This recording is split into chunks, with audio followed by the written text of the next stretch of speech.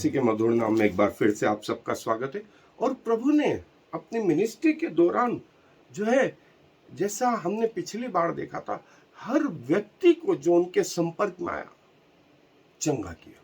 वो किसी भी बीमारी से, किसी भी प्रकार की दुष्ट आत्मा से, किसी भी प्रकार की मिर्गी से, किसी भी प्रकार के बुखार से, किसी भी प्रकार के लहू बहने से, पैरालिसिस से, और एक और महत्वपूर्ण लेप्रोसी, कोढ़। और कोढ़ एक महत्वपूर्ण बीमारी है और प्राचीन काल में भी इसका वर्णन मिलता है। बाइबल में इसका वर्णन मूसा के पहले भी जो है पाया जाता है। सो कोढ़, लेप्रोसी एक जबरदस्त भयंकर बीमारी, और जिसे लेप्रोसी हो जाती थी उसके लिए इज़राइल में यह कस्टम था कि वो पट्टी बांधे रखता था, मुंह ढांपे रखता था और कहता था, यदि वो एक तो पब्लिक में नहीं, वो गांव के बाहर, शहर के बाहर रहता था, उससे लोग मिलने जाते थे तो वो बोलता था लेप्रोसी लेप्रोसी लेप्रोसी, कोढ़ी हूं, मतलब प्रतिदिन मरना था। और प्रभु यीशु मसीह के जब लाइफ को देखें, बहुत सारे कोढ़ी प्रभु के जीवन में आए, और न सिर्फ ये प्रभु ने उन्हें छुआ, जिसकी भी मनाही थी, लेकिन राजाओं का राजा, प्रभुओं का प्रभु, वो इस बात से नहीं डरा कि कोढ़ मुझ में आ जाएगा, वरन ये कि मेरे द्वारा जो चंगाई है वो उनके जीवन में जाएगी। और प्रभु पापियों को छूने से नहीं डरा, वरन उनको छूने से प्रभु ने अपना जीवन उनमें ट्रांसफर करा। और ये हमें शिक्षा देता है, और देखें, बहुत सारे कोढ़ियों का वर्णन है, लेकिन मैं एक जगह से पढ़ रहा हूं, वो है मत्ती रचित सुसमाचार 8वां अध्याय और पहली आयत से। मत्ती रचित सुसमाचार 8वां अध्याय पहली आयत से वहां यूं लिखा है, जब वह पहाड़ से उतरा तो एक बड़ी भीड़ उसके पीछे बोली, और देखो, एक कोढ़ी ने पास आकर उसे प्रणाम किया और कहा, हे प्रभु, यदि तू चाहे तो मुझे शुद्ध कर सकता है।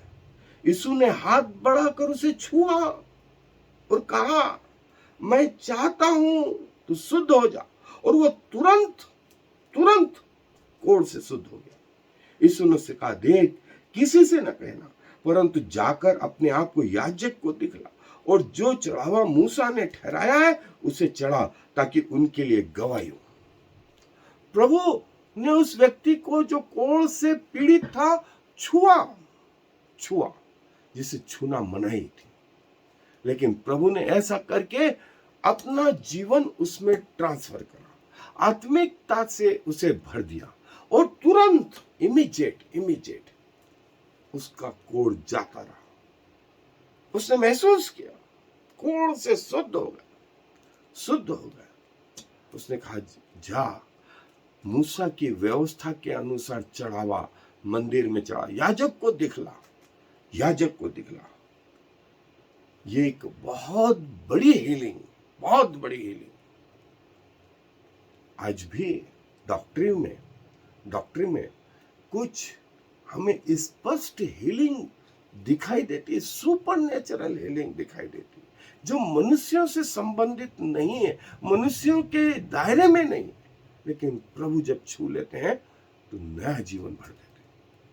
और प्रभु से हमें यह सीखना है। ऐसा क्यों हो पाया मैं कभी बताऊंगा, लेकिन शॉर्ट में एक चीज बता देता हूं कि प्रभु यीशु मसीह अपने आप में परफेक्ट है, 100% परफेक्ट है। इसीलिए क्या होता है, इम्परफेक्टनेस का या सीन का या पाप का उनके जीवन में कोई स्थान ही नहीं है। वे जब छू लेते हैं तो बजाय कोढ़ उनमें आने के, उनकी सामर्थ कोढ़ी में गई, और क्या हुआ, वो कोढ़ से भरा हुआ व्यक्ति उसी समय अच्छा हो गया। ये बताते प्रभु के साथ कितने लोग विश्वासी थे। नहीं, क्या प्रभु, उनका अविश्वासी होना प्रभु के जीवन में प्रभाव डालता था? नहीं, वरन प्रभु का जीवन उनमें जाकर के प्रभाव डालता था। पौलुस भी उनमें से एक व्यक्ति था। बाद में पतरस और याकूब और यूहन्ना भी रहे। बजाय उनसे सीखने के अपनी बात उनको सिखाना, अपनी बात उनको सिखाना। और प्रभु ने ये किया, इस व्यक्ति को छूने में प्रभु ने जो है कोई हिचकिचाहट नहीं दिखाई। साधारण व्यक्ति भाग रहे थे, अरे कोड़ लग जाएगा, कोड़ लग जाएगा। प्रभु ने छुआ और उसमें अपना जीवन ट्रांसमिट करा। ये हमें प्रभु से सीखना है। सो आए अपने अध्ययन पे चले और देखिए, ये है हमारा प्रभु जो हम पर दया करता है। उसने पापी को कभी नहीं दुत्कारा, वरन पापी को छुआ। और उनमें से पौलुस बोलता सबसे बड़ा मैं हूं। यदि पौलुस जैसा व्यक्ति सबसे बड़ा पापी, तो हमारी स्थिति कहां है? हम तो कहीं नहीं, हम तो कहीं नहीं। लेकिन प्रभु ने जो है अपने इन चारों डिसाइपल्स, चारों चेलों के साथ में जो है सिनेगॉग में, पूरे गलील में, सभागृहों में जो है प्रभु प्रचार करता, शिक्षा देता और लोगों को चंगा करता। और जो है आसपास के जब सब शहरों में ये बात फैल गई, तो देखिए हमने इसके पहले देखा था यरूशलेम से लोग आ गए। यरूशलेम गलील से, नाजरत से कम 120 किलोमीटर दूर है। और उन दिनों साधन नहीं है। लोग कहां कहां से आ गए?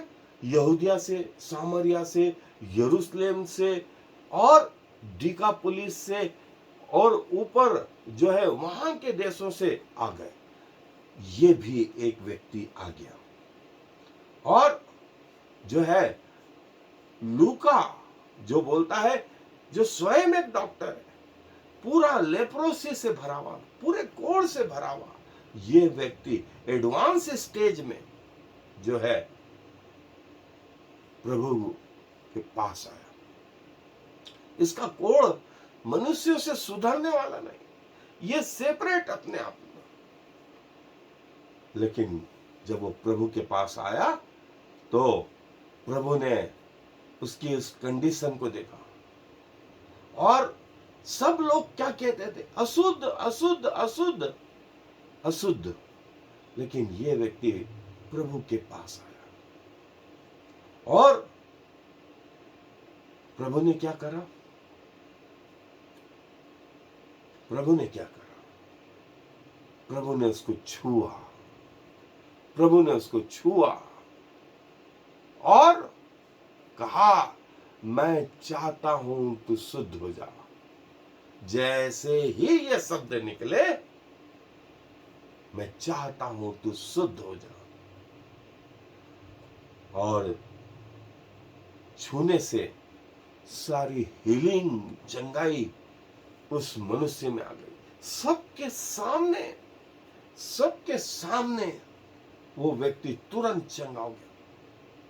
ये वो विश्वास था। और आज भी ये ठंडा नहीं हुआ। जिस किसी को ऐसी बीमारी है जो मनुष्यों के द्वारा कह दी गई है कि अब इसका इलाज नहीं है, प्रभु के पास उसका इलाज है। प्रभु के पास उसका इलाज है और प्रभु अपना जीवन उसमें ट्रांसमिट कर देते हैं। और प्रभु जो है दया से भर गए। उन्होंने अपना हाथ बढ़ाया, इसको छुआ और कहा, मैं चाहता हूं कि तू शुद्ध हो जा, तू शुद्ध हो जा।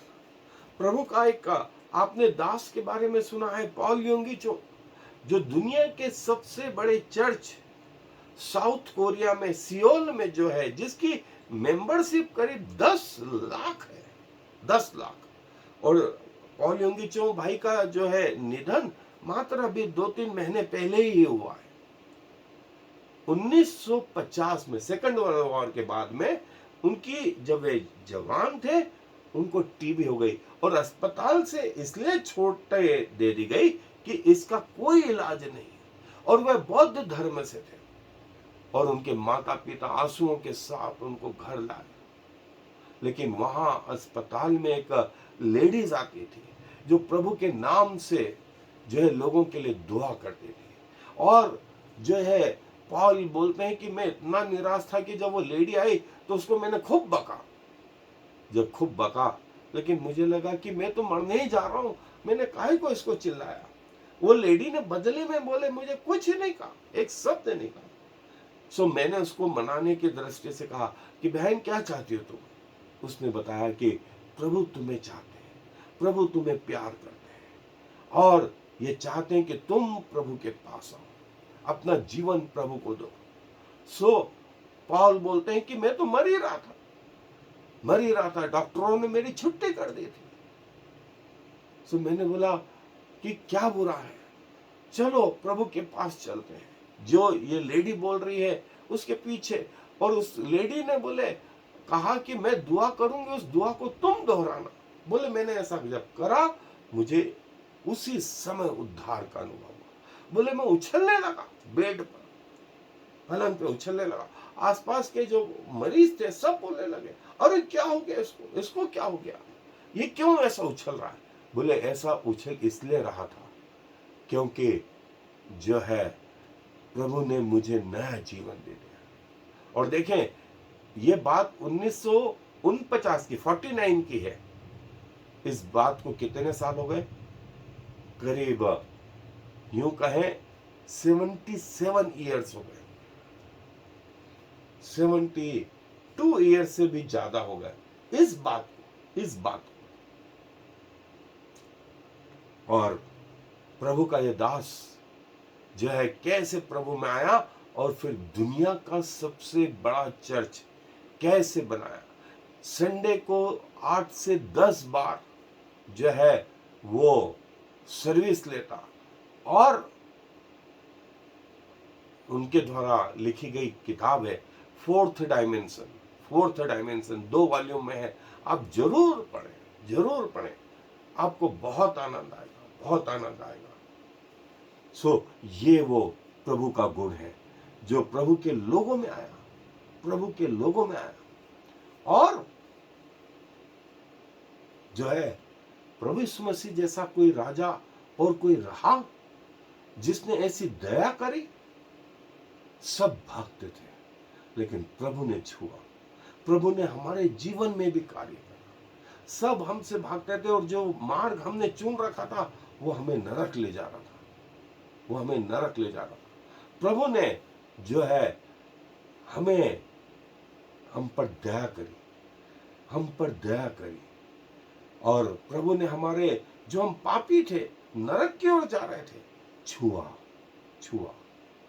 और हमें नया जीवन दिया जिसके आज हम गवाए, और उसने उसके बाद हमें छोड़ नहीं दिया।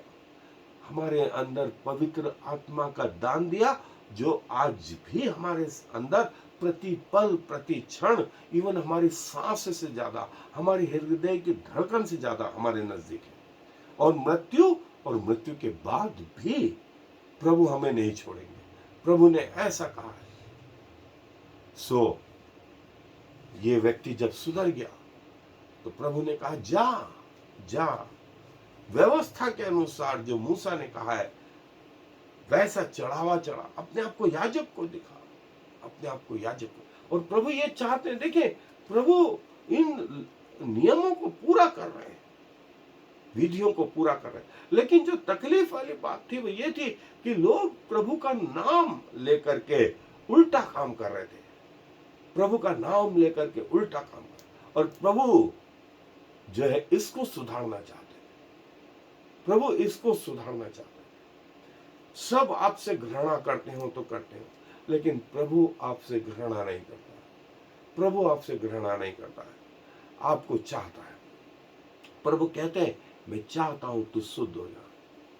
ये शब्द जो है आज भी वातावरण में गूंज रहे हैं, और प्रभु कहता है मैं चाहता हूं कि तू शुद्ध हो जा, तुम शुद्ध हो जाओ, उस नरक से बचो। मैं चाहता हूं तुम शुद्ध हो जाओ, और उसे छुआ, उसका कोढ़ इमीडिएटली जाता रहा। और देखें उस जगह में कई लोग प्रभु के सामने भीड़ लगाए हुए थे, और प्रभु एक एक करके सबको जो है चंगा कर रहे थे।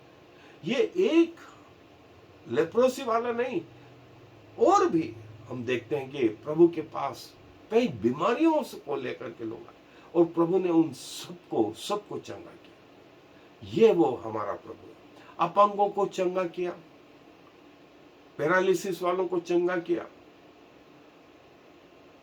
लंगड़ों टुंडों को जो है उनको जो है चंगा किया। प्रभु आज भी हमें अपने गले लगाने को तैयार है। प्रभु अपने वचन पर आशीष दे। ये धन्यवाद देते हैं, जब सारी दुनिया ने ठुकरा दिया प्रभु आपने गले लगाया, और हमारे मार्ग जब नरक की ओर जा रहे थे आपने उन्हें चेंज किया और अपने मार्ग में ले आए। और प्रभु आपने ना हमसे घृणा करी, ना हमें त्यागा, परंतु हमारे साथ साथ बने रहे, हमें अपना बेटा बेटी बनाया। क्या कहें पिताजी, सारा आदर और महिमा और इज्जत आपको देते। जीवन जीने का कारण ही प्रभु अब आपके नाम की महिमा स्तुति। जब तक जिए प्रभु आपके कहलाते रहे। सारा गौरव आपको देते हुए इस विनती को प्रभु यीशु मसीह के नाम से मांगते, आमीन। और फिर शमा इस्राएल Yahweh Eloheinu Yahweh Echad. Hear, O Israel, the Lord is our God, the Lord alone.